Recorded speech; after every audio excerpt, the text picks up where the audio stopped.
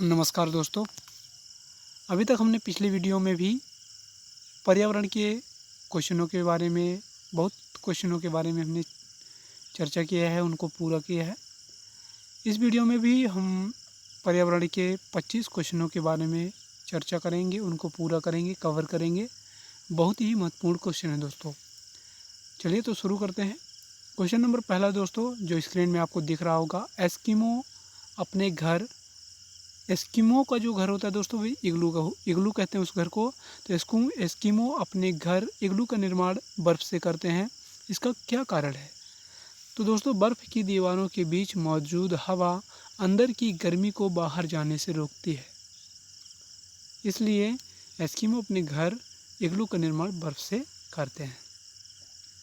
दूसरा नंबर दोस्तों, निम्न में से किससे कुनैन नामक दवा प्राप्त होती है? तो निम्न में से सिनकोना प्लांट से कुनैन नामक दवा प्राप्त होती है।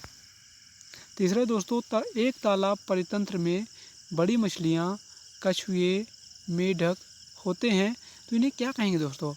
ये होंगे द्वितीय श्रेणी के उपभोक्ता। चौथा दोस्तों, इंसुलिन की रासायनिक प्रकृति है। इंसुलिन की रासायनिक प्रकृति प्रोटीन है। पाँचवा नंबर है दोस्तों, विटामिन ए की कमी से होने वाला रोग है, तो वो है रतौंधी। क्या दोस्तों? विटामिन ए की कमी से होने वाला रोग है रतौंधी। और छठवें दोस्तों, निम्नलिखित में से क्या एक इकोटोन की सही परिभाषा है? तो इकोटोन की सही परिभाषा है, दो प्रकार के पारिस्थितिक तंत्रों के, विशेषकर पौधे समुदायों बीच एक संक्रमण इकोटोन कहलाता है। तो ये इकोटोन की सही परिभाषा है दोस्तों। सातवां नंबर है, विश्व में जल संकट का प्रमुख कारण है। तो दोस्तों, विश्व में जल संकट का प्रमुख कारण नगरीकरण है। नगर बसाए जा रहे हैं, पेड़ पौधे काटे जा रहे हैं, तो जल संकट का प्रमुख कारण है नगरीकरण। आठवें दोस्तों, पंखुड़ियों के अंदर फूल के बीच में कुछ पतली पाउडर जैसी संरचनाएं दिखाई देती हैं, जिन्हें क्या कहते हैं? तो उन्हें पराग कहते हैं दोस्तों। क्या कहते हैं? पराग। नौवें दोस्तों, हमारे शरीर के किस अंग के द्वारा अमोनिया को यूरिया में बदला जाता है? तो हमारे शरीर के यकृत अंग द्वारा, जिसे लीवर भी कहते हैं, उसके द्वारा अमोनिया को यूरिया में बदल दिया जाता है। 10वां दोस्तों, अत्यधिक चारण का परिणाम है। दोस्तों, अगर पशुओं द्वारा किसी भी ज़मीन में अत्यधिक चराई की जाएगी तो उससे मृदा अपरदन होगा, मृदा का कटाव होगा। 11वां दोस्तों, भारोत्तोलकों को प्रायः ज़्यादा मांसपेशियों और बॉडी मास बनाने की आवश्यकता होती है। इस उद्देश्य के लिए उन्हें ऐसा आहार लेने की आवश्यकता है जो बिंदी बिंदी से भरपूर हो। तो दोस्तों, इन्हें प्रोटीन की बहुत आवश्यकता होती है, तो प्रोटीन से भरपूर भोजन चाहिए इन्हें। तो इसका सही आंसर हो जाएगा प्रोटीन। 12वां दोस्तों, वर्ल्ड वेटलैंड डे की शुरुआत कब हुई? वर्ल्ड वेटलैंड डे की शुरुआत सन 1971 में हुए थे। 13वां दोस्तों, जीवाणु एक्टिनोमाइसीज व कवक को कहते हैं।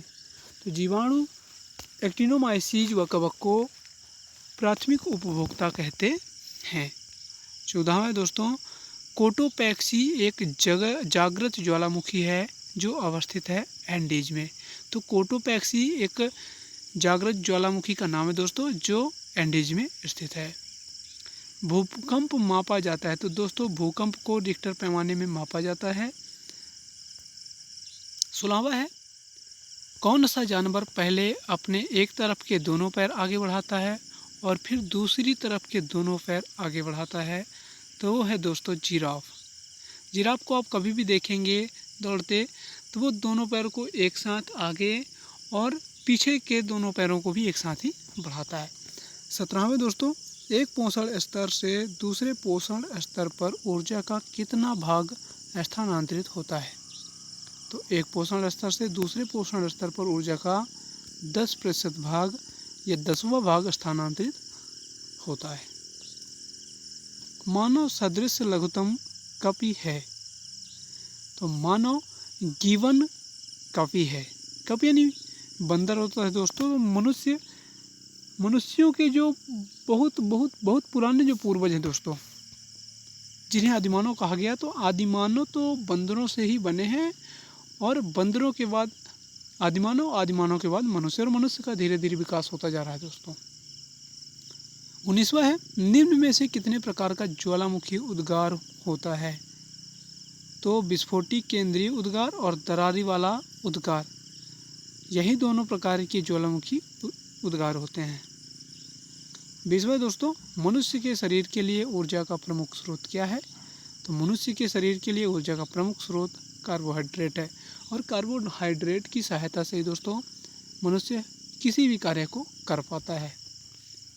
21वां है, पर्यावरण शिक्षा का कार्य नहीं है। तो पर्यावरण शिक्षा का कार्य क्या नहीं है? जैसे समाज में बेकारी, भुखमरी उत्पन्न करना, ये पर्यावरण शिक्षा का कार्य नहीं है।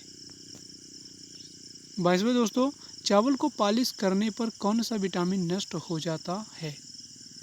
तो दोस्तों चावल को पॉलिश करने पर उसमें जो विटामिन B1 पाया जाता है, विटामिन B1 का रासायनिक नाम ही है थायमिन, तो वो नष्ट हो जाता है।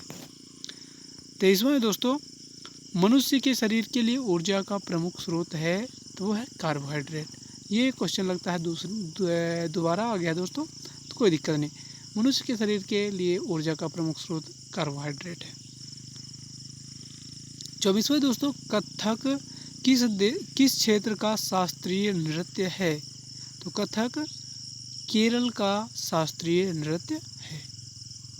25वां दोस्तों, इनमें से कौन द्विबीजपत्री पौधा है? तो सरसों द्विबीजपत्री पौधा होता है। दोस्तों इस वीडियो में इतना ही, हम मिलेंगे अगली वीडियो में। तब तक आप हमारे साथ जुड़े रहिए और अपना ख्याल रखिए। अगर हमारा चैनल आपको पसंद आया हो तो चैनल को लाइक, शेयर और सब्सक्राइब करना ना भूलें। धन्यवाद।